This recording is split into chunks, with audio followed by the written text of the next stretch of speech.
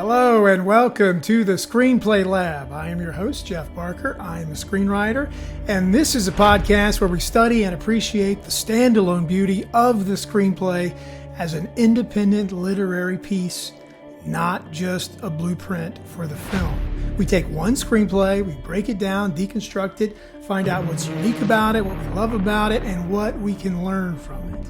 And this week, our screenplay is another Oscar-nominated screenplay, Conclave by Peter Straughan. It is nominated for 8 Academy Awards, including Best Picture, Best Actor, Best Supporting Actress, Original Score, Editing, Production Design, Costume, and what we care most about, Best Screenplay. And it's already been winning Golden Globes. It won Best Screenplay. British Academy, it won Best Film, Best Editing, and Best Screenplay. And at AFI, it was Movie of the Year. So there is a lot that we can learn from this script. This screenplay is smart. It is a contained world thriller with brushes of social commentary mixed with political drama, which is actually disguised as a religious drama. And also it's a sports movie. You're like, what? It is like a sports movie. I'll explain that a little bit later on. But first, let's talk about the author, the screenwriter of this script. And that is Peter Straughan. He is a 56-year-old British screenwriter and playwright. Earlier in his adult life, he was a touring musician. He played the bass guitar and did that professionally. And then he decided to become a writer. So he went to school. He went to Newcastle University. He is known as one of the people in the industry that you go to if you're trying to adapt a historical fiction novel. Most notably for Tinker Tailor Soldier Spy in 2011, he co-wrote that screenplay with his late wife, Bridget O'Connor, who died of breast cancer in 2010. He also adapted Donna Tartt's novel, The Goldfinch, in 2019, which is one of my favorite novels. So how was this screenplay developed? It was based on Robert Harris's novel, Conclave. Harris is a best-selling novelist known for writing historical fiction that leans way more to the fiction side. He basically takes a real-world idea and makes up a whole other story. The Conclave novel was very loosely, based on the 2012 papal election. A friend got Straughan connected with Harris, and he got to read the first 3 chapters of the manuscript while Harris was still writing the novel. He liked it a lot, said, please let me read the rest when you finish it. So after he completed the manuscript, he sent it over, and Straughan really liked it. But mostly he says he was impressed with the manuscript because he was not able to figure out what was going to happen and how it was going to end along the way, which he usually does when he reads a novel. So he signed on to do the adaptation and went to work. He went to the Vatican. He met with the Cardinal. He toured. He got the vibe, the tone of what it's really like there. He says a lot of that shows up in the screenplay. And he also decided he wanted to base the tone of the screenplay on like a 1970s political drama. Then Edward Berger was brought on. He's a Swiss director. You may know him from All Quiet on the Western Front. And then the all-star cast was assembled, and it is indeed an all-star cast. And production took place over 9 weeks in Rome, January to March 2023. They were not allowed to use any of the Vatican spaces, so they had to build replicas of the Sistine Chapel, Casa Santa Marta, and others. They shot the film with a $20 million budget, and it's already made over $100 million at the theater, and that number will certainly grow after award season. Always good to know our production companies that are involved, and right off the bat, Film Nation Entertainment, they did The King's Speech and The Big Sick. Indian Paintbrush, they did The Grand Budapest Hotel. Access Entertainment, that's Danny Cohen's company. House Productions, that's a UK company that did The Zone of Interest and The Iron Claw, some recent successes. And the film was distributed by Focus Features, which is the US subsidiary for Universal. So a lot of big players involved with this film, but it all starts with what? The screenplay. So let's get to it. We always start with the logline, and here it is, the official logline of Conclave. When Cardinal Lawrence is tasked with leading one of the world's most secretive and ancient events, selecting a new pope, he finds himself at the center of a conspiracy that could shake the very foundation of the Catholic Church. Here's my go at it. A man with questions about his own faith leads a secretive election to find the new pope, only to uncover conspiracies that could shatter the church. All right, let's get to the pages, and we always start with formatting, mechanics, and style. What is unique about the screenplay to that author, that writer? And we'll start with what jumps out at you when you open up the screenplay is these dialogue columns.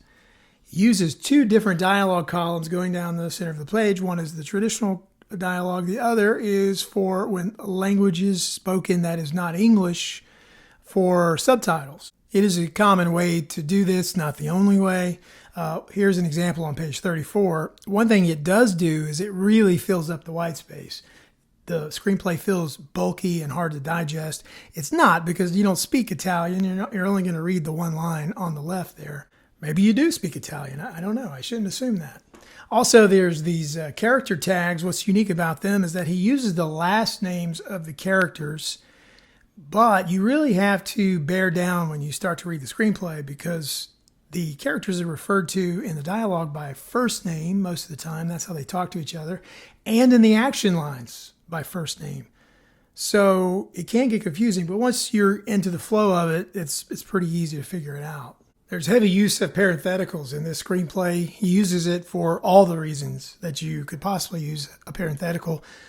Emotion, clarification, language, of course, what language is being spoken. Also action lines too, quick actions of the characters. We'll look here at page 12, a couple examples on this page.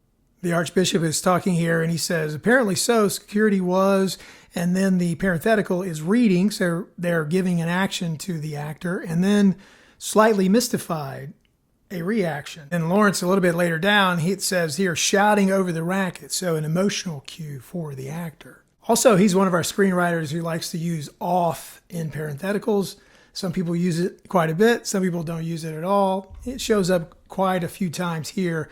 On the same page, we see off the window. So Lawrence is talking and he says, then they better be quick off the windows. Is this really necessary, Willie? So off the windows, obviously meaning his next line is because of something that happened, off someone's look, someone's expression, an object, in this case, an object. So it shows up quite a bit in this screenplay. Another mechanism that he uses is underlining. He uses it 28 times in the screenplay. When you're reading a screenplay, sometimes that's the most confusing element because it can be used for so many different things.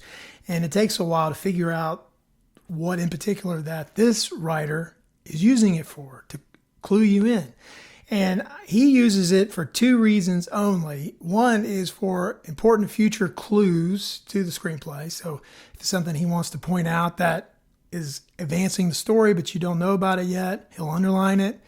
Or emotional impact. If he really wants to drive home that emotional impact, he'll underline that as well.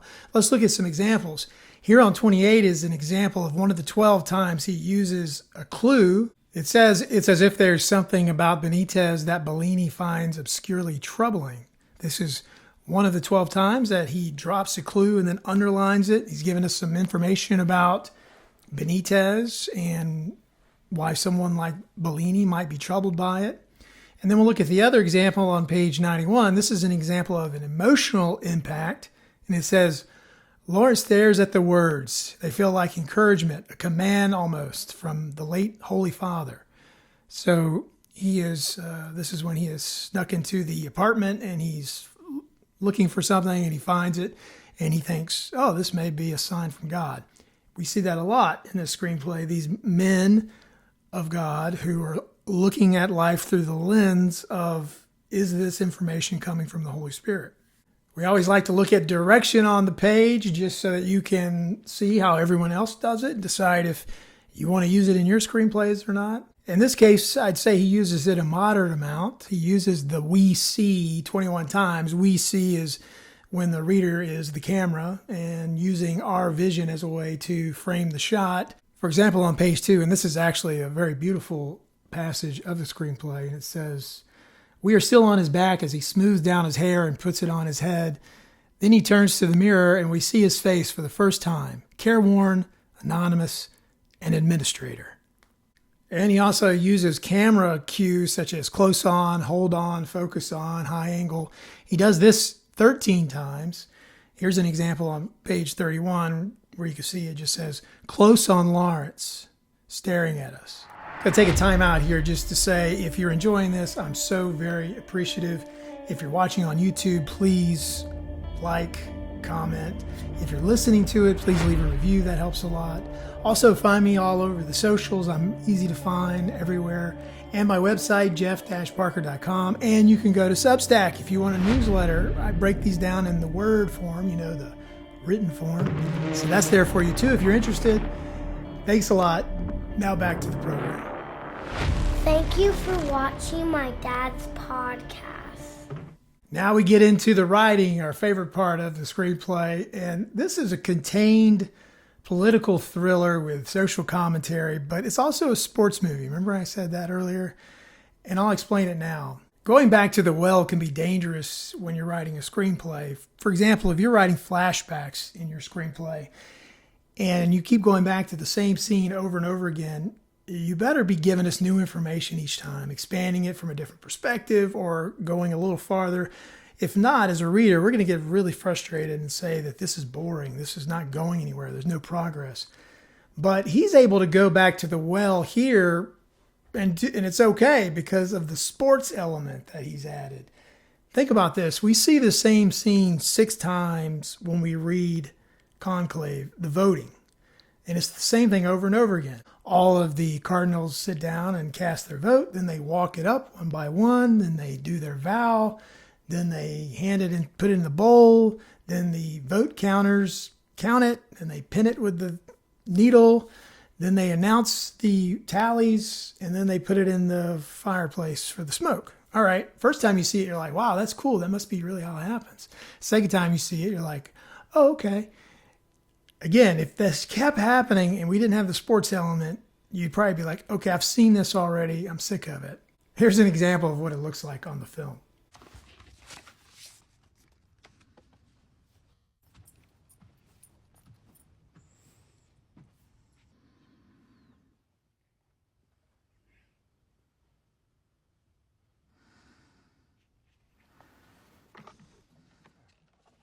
Cardinale Tremblay. Cardinale Tremblay. Cardinale Tedesco. Cardinale. The reason why it doesn't bother you in this screenplay and in this film is because of the sports element. Because at the end, they're giving you the score, and the score is constantly changing. And we love being able to see our characters scored and see those scores go up and down. It gives us a clear understanding of how they're doing in the screenplay, in the movie. So you're willing to read a page or sit through a minute of something you've seen before because you know there's a payoff at the end. Now what's the score? It's the bottom of the 5th. I need to check in. All right, so now you can tell your friends that Conclave is a sports movie. They won't believe you. The reason why this is such a good screenplay and why I believe it was nominated for an Academy Award and already won several awards for being a great screenplay, it's because of these storylines, these fully fleshed out strings that we can pull on. I mean, think about all the things that are in this story. You have a missing report, a previous sexual scandal which has reemerged, a mystery cardinal that no one knows who he is or why he's there. Terrorism. There's a bomb that goes off in the middle of it. You talk about a thriller. Social maneuvering by the nuns and the priest, and like everyone has their social place, but we know that that's not appropriate. And then the political maneuvering, which is the big part of the story. All of these people who would do anything to be the Pope, but they have to pretend like they don't want to be the Pope or else they could never be the Pope. These cast of characters give us everything that we could possibly want. You have the corrupt cardinal, Tremblay. You have the tyrannical cardinal, Tedesco. You have the abusive cardinal, Adame. You have the reluctant cardinal, Lawrence, our main character. And you have the manipulative cardinal, Bellini. And the mystery cardinal, Benitez. So you could take a cast of characters like this and put them in any setting, like a pirate ship or an old saloon or an elementary school, when you have a corrupt one and a tyrant one and an abusive one and a reluctant one and a manipulative one and a mystery one, and have all types of stories. So this is a fully fleshed out story, and it all comes together beautifully. You could tell reading the screenplay that Straughan knows what he's doing. I mean, obviously, he's an Academy Award nominated screenwriter. But he's doing some next level stuff. For example, he hides the big revelation about the major plot twist when it is about to be first revealed. And rather than letting a minor character give that powerful emotional information, he allows it to come from the two main characters. This happens when Lawrence receives this major twist from his secretary, O'Malley, who is in the screenplay quite a bit, but he is a minor character. And a lot of writers would have allowed O'Malley to just tell Lawrence that and think that that's a good idea, because now there's this dread, like, oh no, what's going to happen, because he has to go confront the new pope. It doesn't really rob from the drama of the previous scene. In fact, I think it adds to it because we don't really know what's going on yet. And the other thing it does is we get to see Lawrence, his humanity and his empathy as he is talking about this to the new pope. And from the pope's perspective, we are allowed to have him explain himself in his own words and show his own courage. He also does a great job with specificity. You know, in screenwriting, you always want to be as specific as possible without slowing down the screenplay with unnecessary information. And he hits a pretty good tone here doing that. Here's a good example on page 52. And he says the canister of potassium percolate, anthracene, and sulfur activate with a swoosh.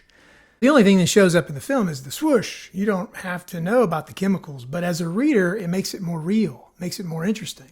Nuanced storytelling versus interiority. There is quite a bit here of interiority in the screenplay, in the action lines, telling us exactly what the characters are thinking, what they're feeling. Phrases like he feels in his mind, he believes, he wonders, he's thinking about. So this goes against what would be considered traditional for a screenplay. I found 33 occurrences of this. Here's an example of what I'm talking about on page 22. Lawrence feels an instinctive stab of alarm, his natural aversion to secrets. So he elects to give us some information about what's going on inside the main character's head. It does it quite a bit. I'd be interested to read one of his other screenplays to see if he does this all the time or if it's just something that showed up in Conclave. Because I did see an interview where he says that he has an interesting trait that when he reads something, he inadvertently starts to write in that way. And he has to be careful about what he reads because he doesn't want to take on the voice of something he doesn't want to represent. And there's a lot of prose style writing like this in the novel, I imagine, because that is what's beautiful about novel writing. So I wonder how much of that influenced his writing of this screenplay. There's a lot of focus on humanity in this script. You have 108 men who are one step away from being Pope, or as it's said in the screenplay, the most famous person in the world. But they are very human. They are frail physically, most of them. They are petty, overly proud. They drink wine all day long. Most of them smoke. They even question their own faith. You know, Lawrence says that he's lost his ability to pray, and that's a main storyline of the screenplay. And it's even revealed here on page 15, 16. You can see talking about how he has trouble praying, but also that the Pope himself, the one who just passed away, had lost faith in the Catholic Church completely. So Straughan does a good job of making sure that we see that these are humans. These aren't people to be put up on a pedestal, that they're better than us, better than anyone else. They're very ambitious. He presents us with a very strong sense of setting. You have the Sistine Chapel, you have the Vatican. There's a lot of talk of dimly lit interiors and long hallways and secret hideouts.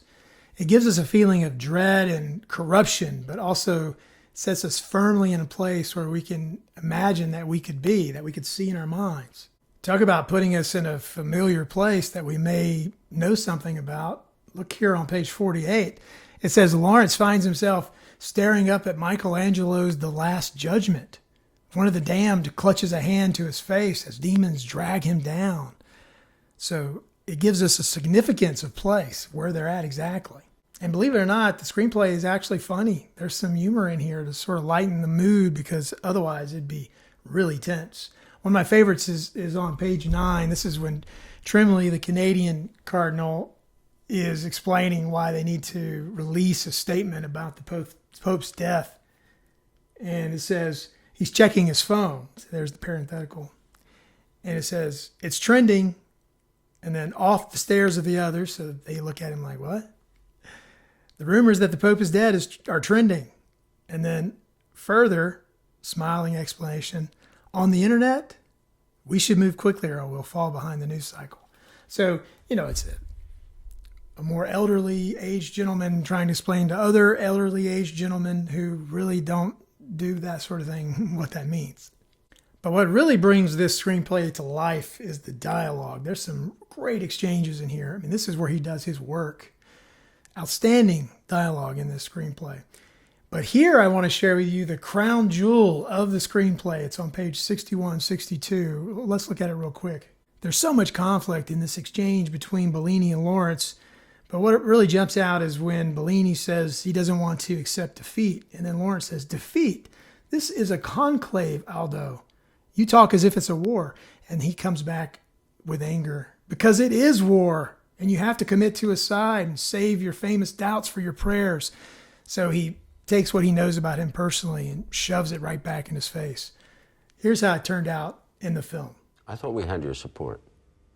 If we liberals are not united, Tedesco will become Pope.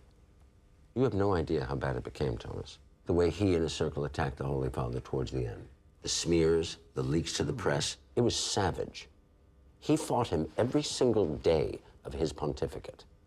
And now that he's dead, he wants to destroy his life's work. If Tedesco becomes Pope, he will undo 60 years of progress. You talk as if you're the only alternative, but Adeyemi has the wind behind him. Adeyemi? Mm-hmm. Adeyemi, the man who believes that homosexuals should be sent to prison in this world and hell in the next. Adeyemi's not the answer to anything, and you know it.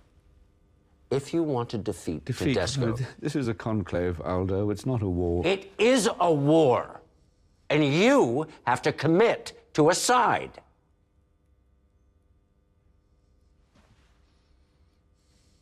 Save your precious doubts for your prayers. Isn't that great? Here's some other interesting dialogue between Lawrence and his secretary O'Malley on page 13. Monsignor O'Malley says, well, Eminence, I say this is a pretty fair vision of hell.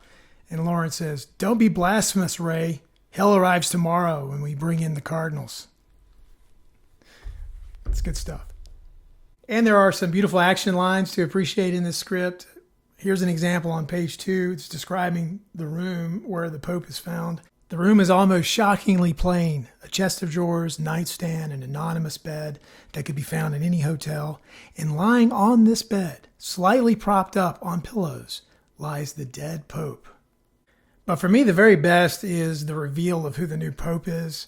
Again, this was also a great storytelling technique because previously, the 5 other times when they did the count, the score for the sports game, they announce where they're at. This time we forego that and we go straight to the scene of everyone gathered around.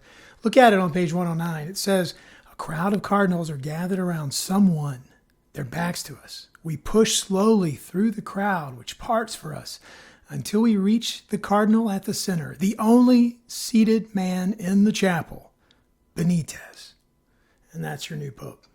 Imagery and symbolism, there's quite a bit in the screenplay. First, we'll look at the windows. The opening scene here is Lawrence in bed looking out the window and it cracks. Then he gets the phone call that the Pope is dead. We're like, okay, that's significant. This is when we get our first glimpse of how the main character sees everything through the spiritual mystery, like we talked about before. Is that the Holy Spirit speaking to him? But what we don't yet realize, and what makes this more interesting, is that is foreshadowing for the major plot twist to come at the end of the screenplay. The selection of the new Pope has certainly broken the glass ceiling. Windows are mentioned 20 times in the script, so here's the first time and the final time. First on page 1, it says, close on a window pane, small, leaded. We hold on the glass, nothing but black night outside. Not sure what we're supposed to be looking at. Then, with a sharp ping, the pane breaks. All right, that's a good description too. Then on page 108, it says, at the final vote, droplets of water are trickling through the shattered windows and down the stone walls. So this is Lawrence looking up at the windows, which have been destroyed because of the terrorism and the bomb. But it is also a cracked, shattered window, matches the first scene and foreshadows what's coming up real soon. There's also symbolism with the turtles. Remember, there are turtles in a pond at the Vatican that were given to the previous pope as a gift. And we see them a couple of times. And if you think about turtles, they're slow, deliberate, much like the long process of electing a new pope.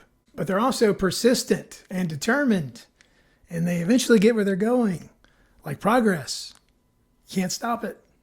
And then another one that's a little more obvious is the chessboard. Right away, we see that the Pope has a chessboard laid out after he's died. And we learned that Bellini was playing chess with him almost every day. And he asked if he can have the chessboard because it means something to him, emotional, from the time he spent with the Pope. It shows up again later in the screenplay. But obviously, this symbolizes the strategic game that they're all playing to try to become the next Pope. Now we'll look at some of the narrative elements, and we'll start with narrative styles. Obviously, this is a political thriller. You have these power dynamics at play. You have these secrets. Everyone has a secret, and you get the information of the secret a little bit at a time. That's what makes it a thriller.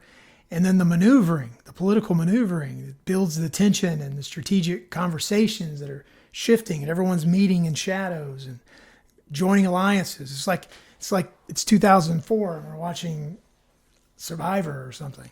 It's also a psychological drama, a lot of ethical dilemmas that we're faced with, examines faith, consciousness, and ambition. Also identity, gender identity, and how that fits into the Catholic Church. So it is definitely psychological.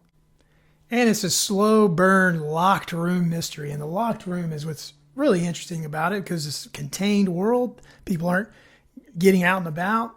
They don't even know what's going on around them, but you could just feel it closing in because of the smoke and the bombs and everything that's going on.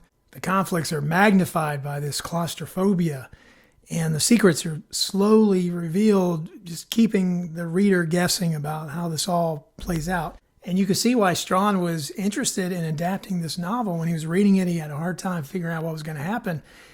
And you, as a storyteller, as a screenwriter, who you probably are if you're interested in this podcast, you probably also, when you watch movies and read novels, are able to figure things out. So when you have something that got you, you really appreciate it.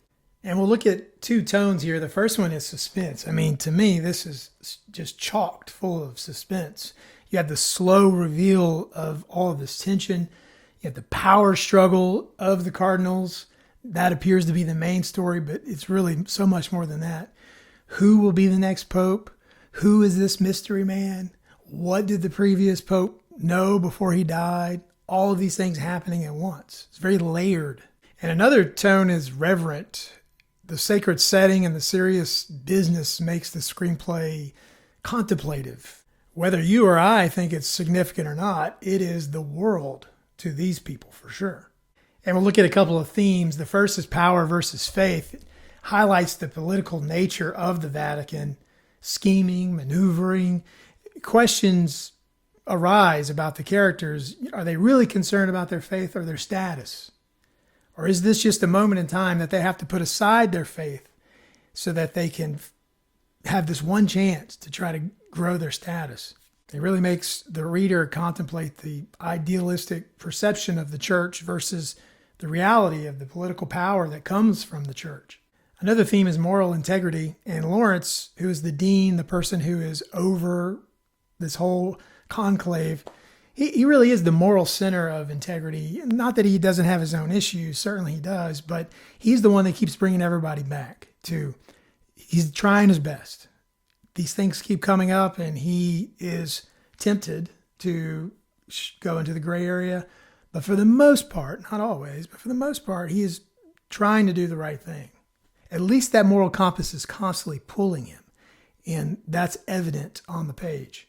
And then another theme is tradition versus change. Centuries of ancient traditions here revealed in this modern time. That maybe is why the cell phone line is so funny.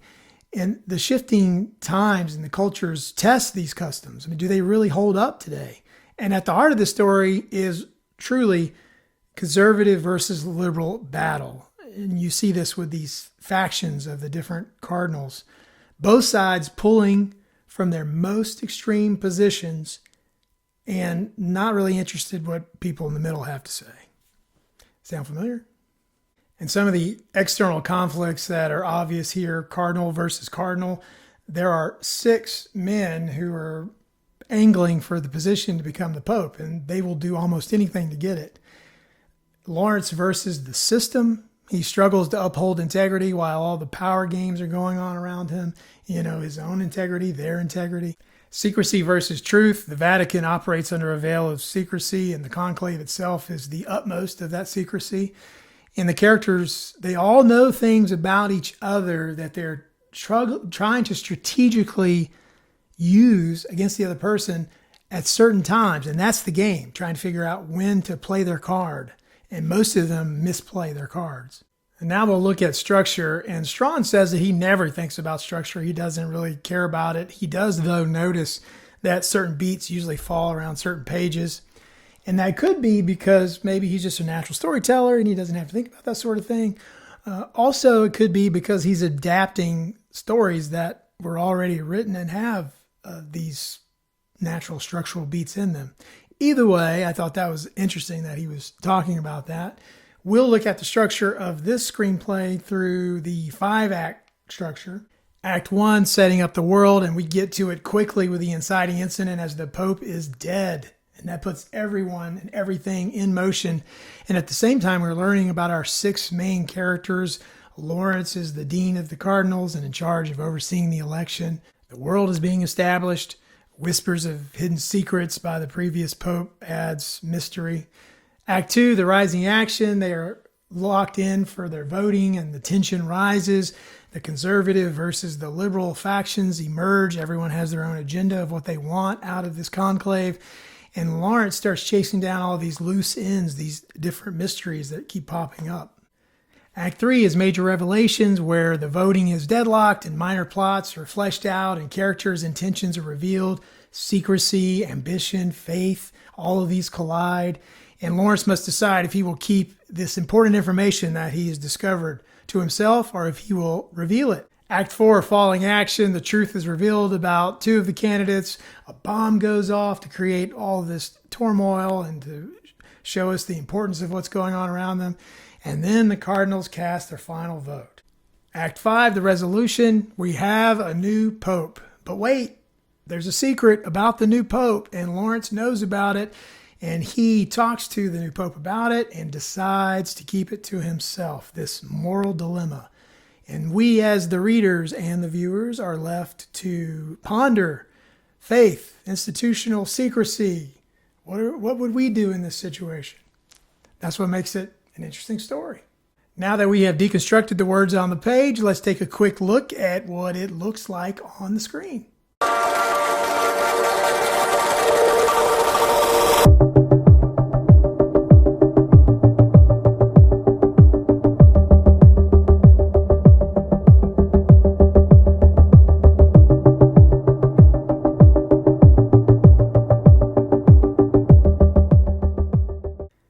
That is Conclave by Peter Straughan. And what makes this screenplay unique is that it is a locked room thriller with elements creating tension and claustrophobia. It's a political thriller disguised as a religious drama. You think you're getting in there to see one thing, but you're getting something different. What I appreciate about it the most is that Straughan forgoes the religious cliches in a time when it's really easy to fall into that. And he gives us true three-dimensional characters, people who are flawed, tremendously flawed, but also trying to do the right thing, even if they're going about it the wrong way. And it gives us a lot to think about.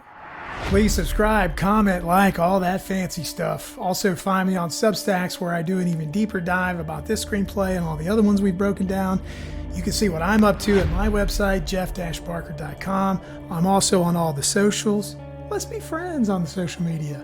And you can find this podcast on YouTube and see exactly what we're talking about if you're listening to it, or vice versa. You can get the podcasts on your audio platforms, whichever one you use. Please share me with your screenwriting friends and your movie making friends and your friends. We like those too. So far, we've broken down a lot of the Oscar-nominated screenplays, and we're going to get to do a couple more before the big day. And then we will find out who's walking away with the Oscars for Best Screenplay and Original and Best Adapted Screenplay. Can't wait for that. Meanwhile, I'll see you back here next week on the Screenplay Lab. Thank you for watching my dad's podcast.